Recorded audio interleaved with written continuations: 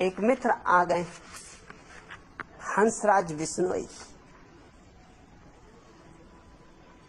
उन्होंने जो प्रश्न पूछे, बहुत से प्रश्न पूछे, उससे तुम्हें पता चलेगा कि भारतीय भोंदूपन किस गहराई तक नहीं उतर गया है, आत्मा तक में प्रविष्ट हो गया है। पहला प्रश्न उन्होंने पूछा है, भगवान, आपने कहा कि आप भगवान, भगवान सर्वशक्तिमान, सर्वज्ञ, सर्वव्यापी होता है। क्या आप सूर्य का उदय कुछ क्षण के लिए रोक सकते, या सृष्टि में कोई परिवर्तन कर सकते हैं? कृपया बताएं। दूसरे प्रश्न में उन्होंने पूछा है कि भगवान कभी मरा नहीं, मर नहीं सकता, मरना असंभव। फिर यहां आश्रम में इतनी सुरक्षा की व्यवस्था क्यों? मेटल डिटेक्टर से क्यों हमें गुजरना पड़ता है? तीसरा प्रश्न पूछा है, क्या आपके भीतर मुझे पूजा की आकांक्षा मालूम पड़ती? क्या आप चाहते हैं लोग आपको पूजें? अगर यह आकांक्षा नहीं है आपके भीतर, तो माला पर आपका चित्र क्यों लगाया गया है?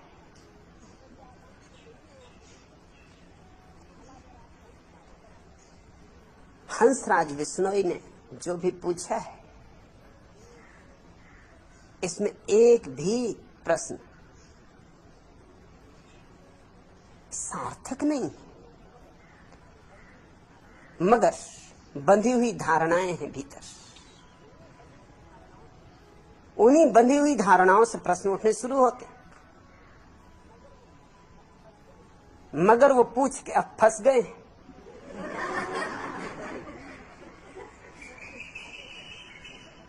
अब भाग ना सकेंगे। मुझसे कुछ प्रश्न पूछना हो तो सोच समझ के पूछना चाहिए।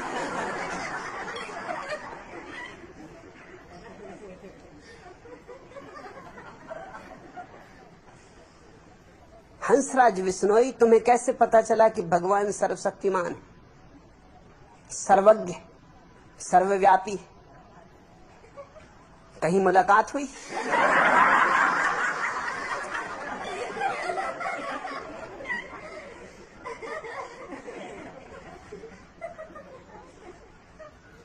भगवान है भी, ये भी तुम्हें पता है? कोई प्रमाण है तुम्हारे पास भगवान के होने का? आज तक कोई प्रमाण नहीं दे सका है, और जो भी प्रमाण दिए गए सब खंडित किए जा सकते। जरा से तर्क की जरूरत है, जरा सी बुद्धि की जरूरत है। अगर भगवान सर्वशक्तिमान है, तो हंसराज बिश्नोई, तुम्हारा भोंदूपन कुछ कम बना था? इतना तो कर देता, सूरज चाहे ना रोकता।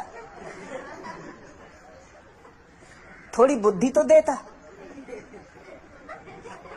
इतनी गरीबी है दुनिया में, इतनी बीमारी है दुनिया में, आधी से ज्यादा दुनिया भूख से मर रही है, और तुम कहते भगवान सर्वशक्तिमान। इसका तो मतलब ये हुआ कि वो इसी तरह चाहता है कि हो। ये भिखमंगे सड़कों पर, ये बिना दूध मिले हुए बच्चे, ये चारों तरफ फैली हुई भुखमरी और बीमारी और दारिद्र्य, जरूर सर्वशक्तिमान भगवान का प्रमाण देता है। गजब का सर्वशक्तिमान है। ये लंगड़े लूले बच्चे क्यों पैदा होते? ये अंधे बच्चे क्यों पैदा होते? ये बुद्धि से रुग्ण बच्चे क्यों पैदा होते? तुम्हारा सर्वशक्तिमान भगवान इतना भी नहीं कर सकता? क्या तुम्हारे पास आधार है कि तुम कहो भगवान सर्वशक्तिमान? और तुम तो यूं कह रहे हो जैसे कि बात बिल्कुल सिद्धि है, कोई शक शुबा का सवाल नहीं है, कोई किंतु परंतु नहीं है। साफ घोषणा है कि भगवान सर्वशक्तिमान, सर्वज्ञ, सर्वव्यापी होता है। अगर भगवान सर्वज्ञ है तो ये दुनिया कुछ और ढंग की होनी चाहिए। ये सर्वज्ञ के द्वारा बनाई हुई दुनिया तो मालूम नहीं होती। सर्वज्ञ क्यों कैंसर बनाता है? क्या उसको इतनी भी अकल नहीं? क्यों क्षय रोग बनाता है? सर्वज्ञ को कुछ तो बुद्धि होनी चाहिए, जो सभी कुछ जानता है, जिससे कुछ भी छिपा नहीं। फिर ये सारा नरक जो तुम अपने चारों तरफ पा रहे हो, ये किसकी करतूत है? और तुम कहते हो भगवान सर्वव्यापी। हंसराज बिश्नोई आए हैं हरियाणा से, मंडी डब्बाली हरियाणा। मतलब हरियाणा में भी है, मंडी डब्बाली में भी है।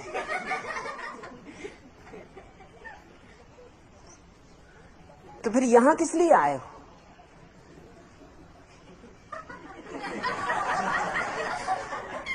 वही मुलाकात ले लेते। सर्वव्यापी है, जहां चाहते वहीं चर्चा हो जाती। मगर इस तरह की बातें हम पकड़ के बैठ जाते, बिना सोचे, बिना विचारे, बिना खोजे, और फिर इस तरह की बातों को हम दूसरों पर आरोपित करने लगते। मैं तुमसे स्पष्ट कहना चाहता हूं कि मैं कोई सर्वशक्तिमान नहीं। तुम तो कह रहे हो कि आप सूरज को कुछ क्षण के लिए रोक सकते हैं, मैं इस बिजली के पंखे को भी नहीं रोक सकता।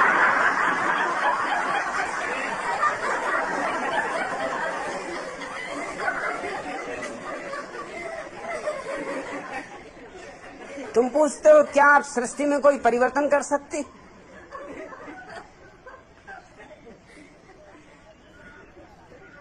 क्या परिवर्तन करवाने का इरादा है? सर्वशक्तिमान ने बनाई ये पृथ्वी, ये प्रकृति। सर्वज्ञ ने बनाई ये प्रकृति, सर्वव्यापी ने बनाई ये प्रकृति। अब मैं कुछ भी करूंगा तो बिगाड़ी हो जाएगा, इसमें सुधार तो हो ही नहीं सकता। अब सर्वज्ञ से और ज्यादा सर्वज्ञ तो कोई कैसे होगा?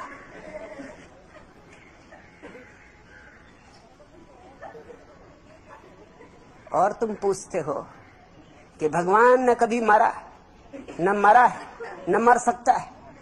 सवाल पहले ये कि जिया भी कभी? जिया हो तो मरता,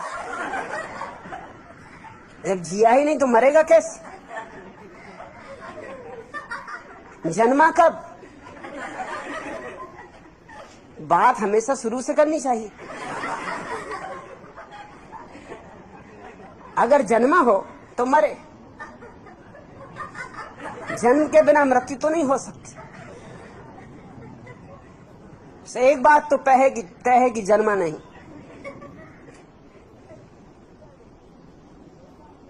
जिया नहीं, मरेगा क्या खाक?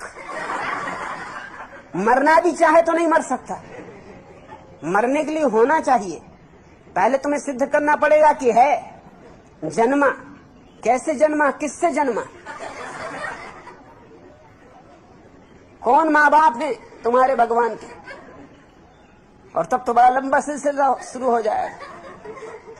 फिर उनके माँ बाप होंगे, फिर उनके माँ बाप होंगे। मगर इस तरह की मूढ़तापूर्ण बातों को लोग समझते हैं धार्मिक विचार।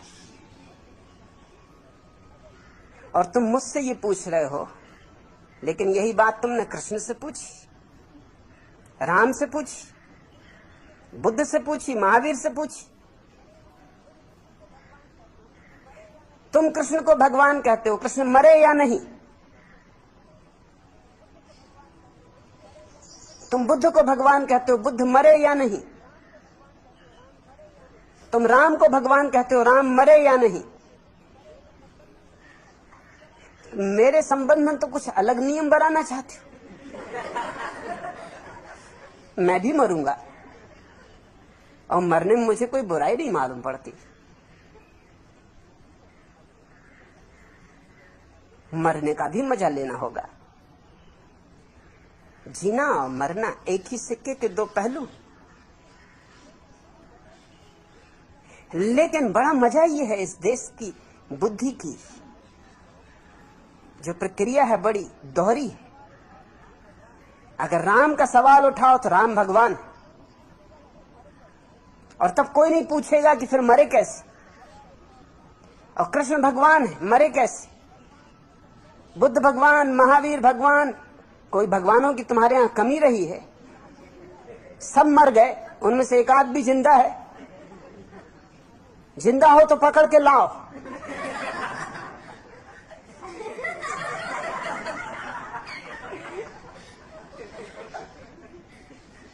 और तुम पूछते हो कि यहां सुरक्षा का इतना इंतजाम क्यों?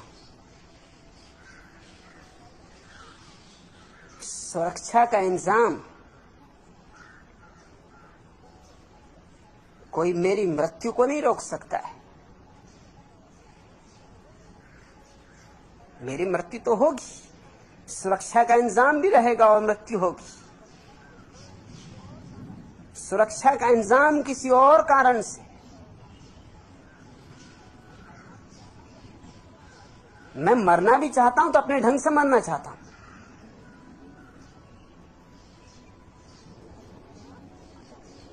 किसी बेवकूफ के हाथ से नहीं मरना चाहता। मेरा अपना जीवन का ढंग है, मेरे मरने का भी अपना ढंग होगा। जीता अपनी मौत से हूं, मरूंगा भी अपनी मौत से।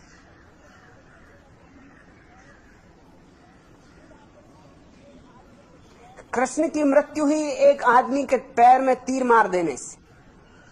कृष्ण सोए थे, वृक्ष के नीचे विश्राम कर रहे थे, और एक शिकारी ने भूल से उनको तीर मार दिया। इस तरह मृत्यु हुई।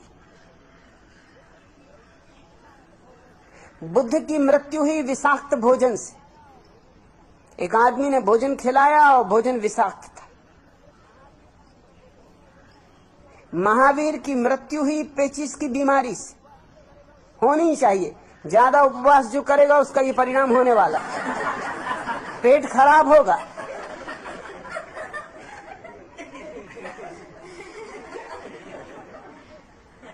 मुझे कम से कम इतना तो हक है कि मैं अपने ढंग से मरूं।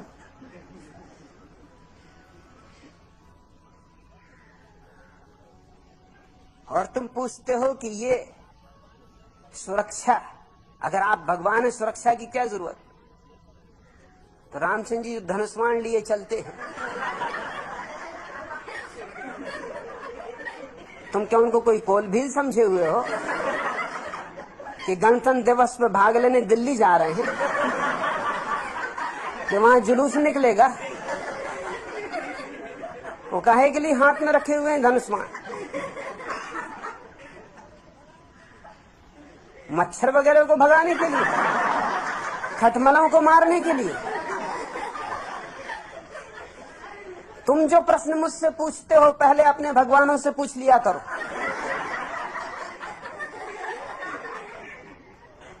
क्योंकि पहली तो बात यह कि हंसराज बिश्नोई, मैं तुम्हारा भगवान नहीं। मुझसे तुम्हारा क्या नाता है, क्या लेना देना? तुम अपने भगवानों से पूछो कि आप धनुष्मान लिए क्यों घूम रहे हैं? दिमाग खराब? और धनुष्मान साफ बता रहा है कि सुरक्षा का इंतजाम।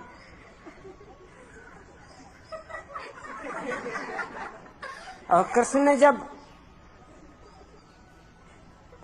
चक्र घुमाया तो वह क्या था? सुरक्षा इंतजाम नहीं था तो और क्या था?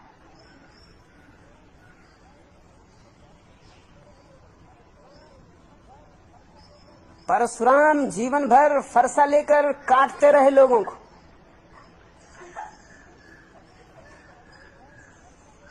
और फिर भी तुम उनको भगवान माने चले जाते। ना तो मैं कोई धनुष्वाण लिए हुए हूं, ना कोई फरसा लिए हुए हूं।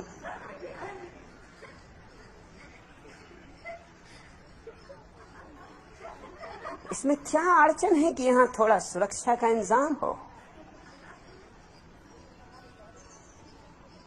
लेकिन तुम्हारे दोहरे मापदंड है। अपनों को जिनने तुमको सदियों से संस्कार दिए, तुम एक तरफ रखते हो, बचा लेते हो। मुझ पे तुम्हारे प्रश्न उठते। मुझे कोई अड़चन नहीं है सुरक्षा के इंतजाम से, क्योंकि मैं नहीं मानता कि कोई इस तरह का भगवान है जिस तरह तुम्हारी धारणा है। भगवत्ता है, भगवान कोई भी नहीं। भगवत्ता एक अनुभूति है, और ये मैं जानता हूं कि आत्मा नहीं मरती, मगर ये जो सुरक्षा के लिए आयोजन है, ये कोई आत्मा को बचाने के लिए आयोजन है भी नहीं। लेकिन शरीर तो मरता है, शरीर जन्मता है और शरीर मरता है। और कोई भी विचारशील व्यक्ति अपने शरीर का उतना उपयोग करना चाहेगा जितना कर सकता है। मेरे शरीर से मैं जो भी काम करना चाहता हूं, पूरा करना चाहता हूं। इस शरीर को बचाने की पूरी व्यवस्था होनी चाहिए, कोई कारण नहीं। जो इसे प्रेम करते हैं वो बचाने की कोशिश करेंगे।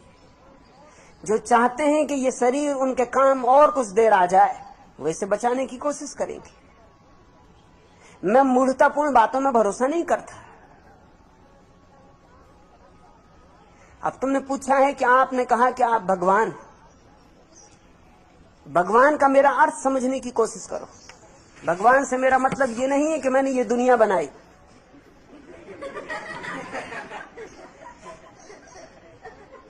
इस तरह की मूर्खतापूर्ण दुनिया में बना नहीं सकता। ये जुम्मा लेने को मैं राजी नहीं। ये अपराध मैं स्वीकार नहीं करूंगा। और मजा ये है कि तुम मुझसे पूछते हो, तुमने कृष्ण से नहीं पूछा, राम से नहीं पूछा। ये राम ने दुनिया बनाई, सूरज को रोक सकते थे और इनकी औरत को रावण भगा ले गए। गजब के सर्वशक्तिमान, बड़े सर्वज्ञ, बड़े सर्वव्यापी, अपनी औरत को भी न बचा सके और क्या खाक बचाएंगे।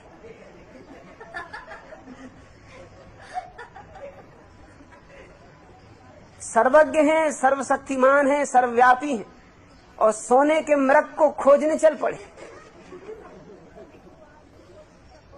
बुद्धू से बुद्धू आदमी को भी शक होता कि कहीं सोने का मृग होता है।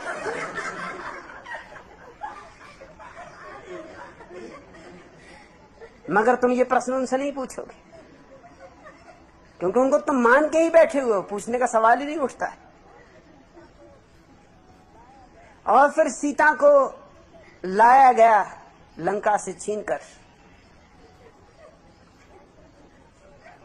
तो उसकी अग्नि परीक्षा ली गई। और ये सर्वज्ञ, जब सर्वज्ञ हैं और सर्वव्यापी हैं, तो उनके पति होना चाहिए कि सीता ने कोई भी ऐसा काम नहीं किया है कि उसकी अग्नि परीक्षा ली जाए। ये कैसी सर्वज्ञता है? इनको ये भी पता नहीं, इनको शक है कि कहीं सीता भ्रष्ट न हो गई।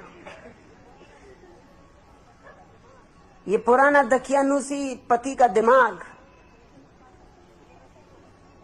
कहीं कहीं सीता का सतीत्व नष्ट न हो गया। सीता कहीं ज्यादा समझदार महिला मालूम पड़ती।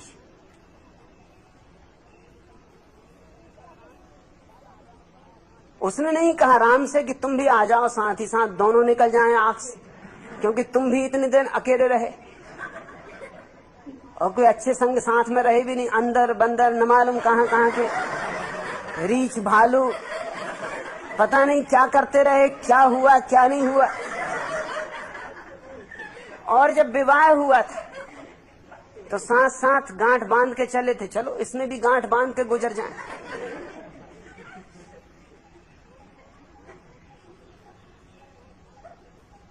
ये सर्वज्ञ है।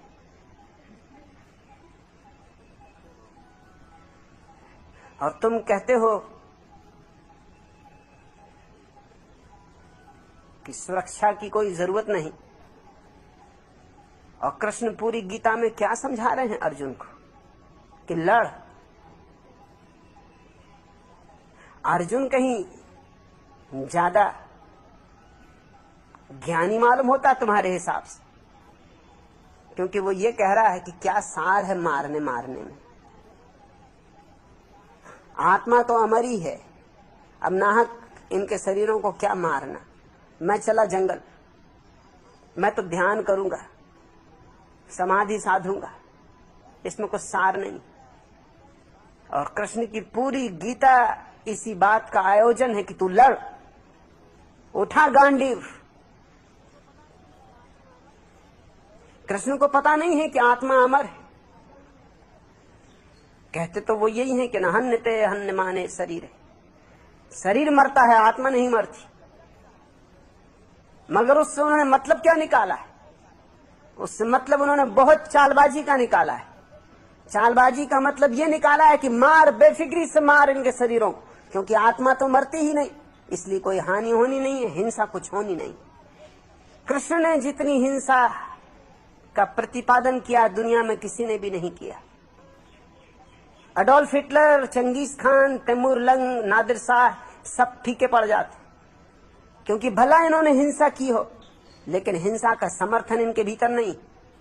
जानते तो ये है कि ये गलत कर रहे हैं।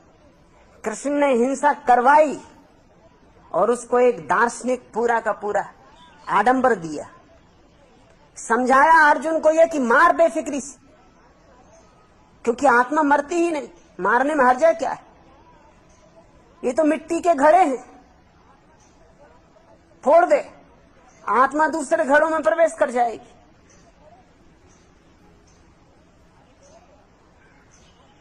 तुम इन सारे लोगों को भगवान मानते रहे हो।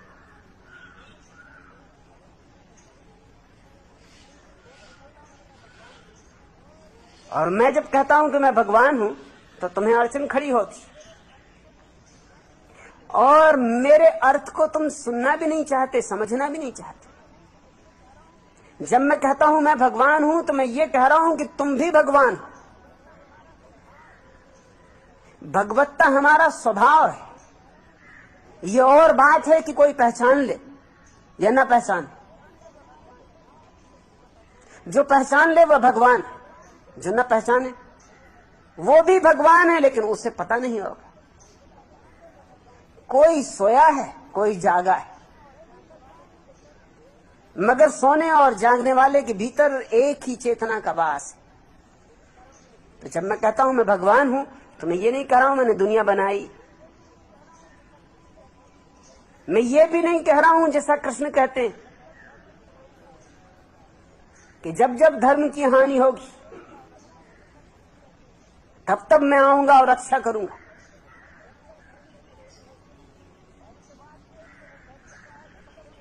पहली तो बात यह है कि जब वो पहली दफा आए थे तब कौन सी रक्षा कर ली, अब क्या खाक रक्षा करेंगे।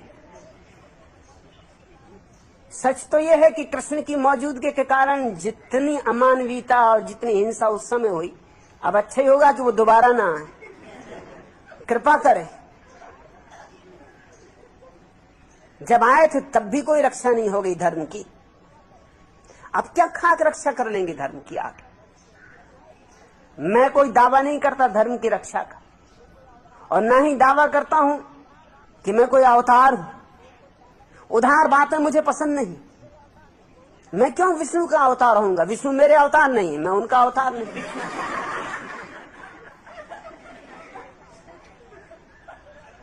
मैं किसी का अवतार नहीं हूं, मैं किसी की रक्षा के लिए आया नहीं हूं। मुझे किसी धर्म की रक्षा नहीं करनी है, मुझे तुम्हें किसी पाप से नहीं बचाना है। मैं आनंदित हूं, मैंने अपने को जाना, मैं आनंदित हूं, और मेरे आनंद का यह हिस्सा है कि तुम्हें भी मैं अपने आनंद से परिचित करा दूं। फिर तुम्हारी मौज, तुम स्वीकार करो ना करो, वह तुम्हारी मालकियत है। और तुम कहते हो कि आपको पूजा की आकांक्षा है। अगर मुझे पूजा की आकांक्षा हो तो तुम सोचते हो मुझे कोई अड़चन है? रोज पूजा करवा सकता हूं, रोज फूल चढ़वा सकता हूं, रोज आरती उतरवा सकता हूं। इसमें अड़चन क्या है? पत्थरों की आरती उतर रही है तो जिंदा आदमी में क्या अड़चन है आरती उतरवाने की? वो जो मेरी माला है उसमें जो तस्वीर अटकाई हुई है वो सिर्फ भारतीय भोंदुओं को चौंकाने के लिए, और कुछ भी नहीं।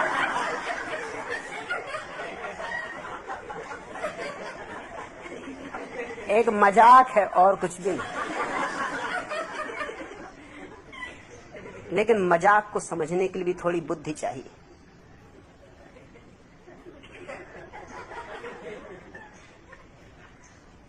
ना तो मैं किसी को कह रहा हूं कि मेरे पैर छुओ, ना मैं किसी को कह रहा हूं मेरी पूजा करो। मैं तो आता भी हूं तो मैं चाहता नहीं कि कोई उठ के खड़ा हो। शायद ये भारत में होने वाली पहली धर्म सभा होगी जहां आने पर गुरु के शिष्य बैठे रहते। तुमने कहीं कोई सभा देखी जहां गुरु आए और शिष्य बैठे रहे?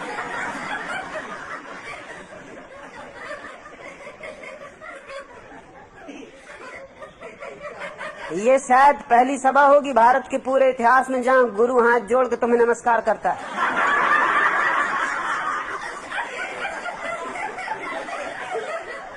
क्या पूजा?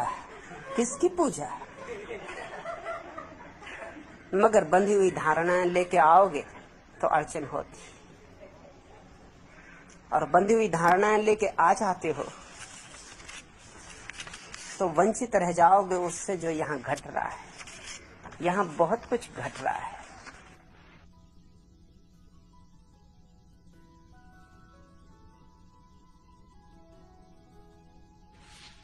इस तरह की छोटी छोटी बातें हंसराज बिश्नोई छोड़ो,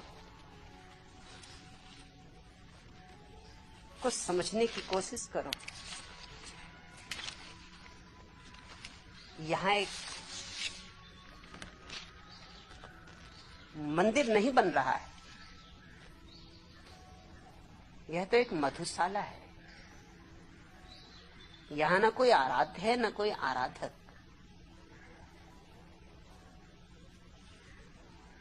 ऋतुओं के आंगन में फिर शायद न लौटे। आओ आओ प्राणों से यह पाहुन क्षण झीलें। क्या भरोसा कल हो न हो। ऋतुओं के आंगन में फिर शायद न लौटे। आओ प्राणों से यह पाहुन क्षण झीलें।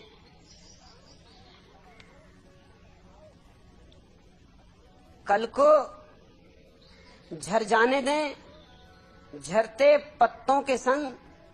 कल को झर जाने दें झरते पत्तों के संग। वासंती धूप अंजुरी भर भर।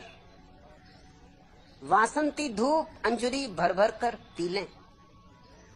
छालपत्र छोड़ खुली नभ में चंपई बाहें।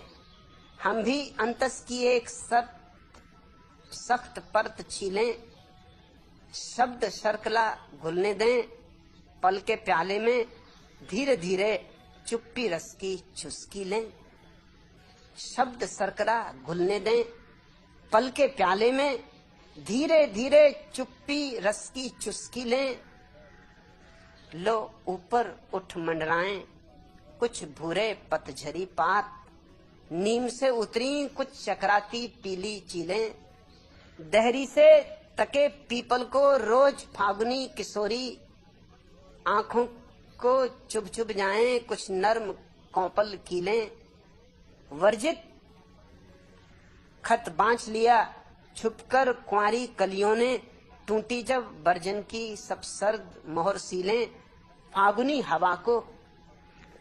हवा को दिल दे बैठा आम का छोरा। फिर काम न आई, फिर काम न आई बूढ़े बरगद की तर्क दलीलें।